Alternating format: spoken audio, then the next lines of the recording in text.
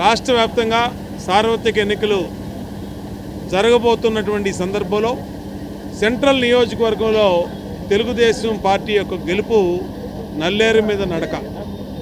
ఎందుకంటే వైసీపీ యొక్క జగన్మోహన్ రెడ్డి యొక్క అవినీతి విధానాలకి ఈరోజు రాష్ట్రంలో ప్రజలందరూ, సెంట్రల్ నియోజకవర్గంలో ప్రజలందరూ విసుగు చెందారు, అసహ్యించుకుంటా ఉన్నారు.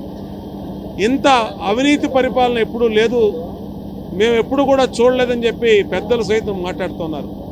ఇవాళ ఈ నియోజకవర్గంలో పోటీ చేయబోతున్న వెల్లంపల్లి శ్రీను అత్యంత అవినీతిపరుడు. ఇతనికి పశ్చిమ నియోజకవర్గ శాసనసభ్యుడిగా అంతులేని అవినీతి చేయబట్టి అక్కడ సొంత పార్టీనే టికెట్ పొమ్మంది.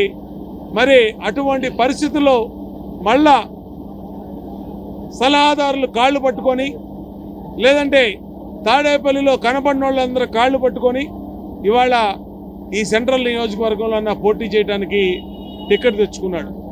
ఎందుకు టికెట్ తెచ్చుకున్నాడంటే చందాల కోసం. ఇతని పేరే చందాల శ్రీను. కరోనాలో 9 కోట్లు వసూలు చేశాడు. అలాగే వనభోజనాల పేరు మీద, ఆర్య వయసులో వనభోజనాల పేరు మీద 5 కోట్లు వసూలు చేశాడు. ఇతను మంత్రిగా ఉన్నాడు సమయంలోనే వెండి సింహాలు పోయినాయి అమ్మవారి గుడి మీద. ఎక్కడ పోయినాయో ప్రజలందరికీ, విజయవాడ నగరంలో ప్రజలందరికీ తెలుసు. అమ్మవారి గుడి మీద భక్తులు ఇచ్చినటువంటి నగలు కూడా పోయినాయి. ఎన్నిటికి కారణం ఎవరో విజయవాడలో చిన్న పిల్లోడిని అడిగినా చెప్తాడు వెల్లంపల్లి శ్రీను అని. ఇటువంటి సందర్భంలో ఈ నియోజకవర్గంలో అవినీతి పరులకి చోటు లేదు, ఇలాంటి చందాల శ్రీనుకి చోటు లేదు, దందాల శ్రీనుకి చోటు లేదు. అప్పుడే అభ్యర్థిగా ఇక్కడికి వచ్చాడో లేదో రైతు బజార్లో కలెక్షన్లు మొదలుపెట్టాడు. 2 లక్షల రూపాయలు ఇవ్వండి షాపులను బెదిరిస్తున్నాడు. బీసెన్ రోడ్లో సత్యనారాయణపురంలో వర్తక సంఘాలని 2 లక్షలు 5 లక్షలు ఇవ్వని మరి సొంత సామాజిక వర్గం అని చూడకుండా వాళ్ళని బెదిరిస్తా ఉన్నాడు. అంటే చందాలు వసూలు చేసుకోవటం కోసం ఇక్కడికి సెంట్రల్ నియోజకవర్గ అభ్యర్థిగా వచ్చినటువంటి వెల్లంపల్లి శ్రీనుకి ఈ నియోజకవర్గ ప్రజలు బుద్ధి చెప్పడానికి సిద్ధంగా ఉన్నారు. ఖచ్చితంగా ఇక్కడ తెలుగుదేశం పార్టీ పెద్ద ఎత్తున భారీ మెజార్టీతో గెలవబోతా ఉంది. సెంట్రల్ నియోజకవర్గంలో ఇప్పటికే వైసీపీ 3 వంతులు ఖాళీ అయింది. అన్ని చోట్ల చేరికలు జరుగుతూ ఉన్నాయి.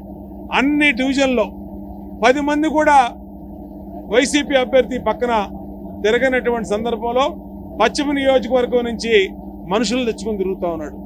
ఇవాళ విజయవాడ పోలీసులు కూడా చాలా అధికార పార్టీకి మడుగులొత్తుతూ ఉన్నారు. మరి అలాంటి సందర్భంలో అయినా సరే ఎన్నికల కమిషన్ని ఆశ్రయిస్తాం. ఎన్నికల నిబంధనలు పాటించే వరకు తెలుగుదేశం పార్టీ విడిచిపెట్టే ప్రసక్తి లేదు, పోరాటం చేస్తాం. ఇక్కడ తిరుగుటపాలో ఇంకొక నెల రోజుల్లోనే వెల్లంపల్లి శ్రీనుని ఘోరంగా ఓడించి మళ్ళా పశ్చిమ నియోజకవర్గాన్ని పంపుతామని తెలియజేస్తాం. తెలుగుదేశం పార్టీకి పొత్తులు గతంలో ఎన్డీఏలో ఉన్నాం. మేము గతంలో 2014 ఎన్డీఏలో నుంచే పోటీ చేశాం. పవన్ కళ్యాణ్ గారు కూడా అప్పుడు 2014లో కలిపే పోటీ చేశాం. ఇవాళ మళ్ళా జాతీయ స్థాయిలో దేశం అభివృద్ధి చెందడం కోసం మోడీ గారు పిలిపించారు. పాత మిత్రులందరూ కూడా ఎన్డీఏలో భాగస్వాములైన వాళ్ళందరినీ రమ్మని చెప్పి మళ్ళా దేశ అభివృద్ధికి సహకరించమని కోరారు. దాంట్లో భాగంగానే ఇవాళ తెలుగుదేశం పార్టీ స్పందించింది. ఖచ్చితంగా రాష్ట్ర అభివృద్ధి కోసం మాత్రమే బీజేపీతో పొత్తులు. ఖచ్చితంగా చంద్రబాబు నాయుడు గారు, బీజేపీ, పవన్ కళ్యాణ్ గారి నాయకత్వంలో ఈ రాష్ట్రం మళ్ళా అభివృద్ధిలో ముందుకెళ్తుందని ఖచ్చితంగా ఆశిస్తా ఉన్నాం.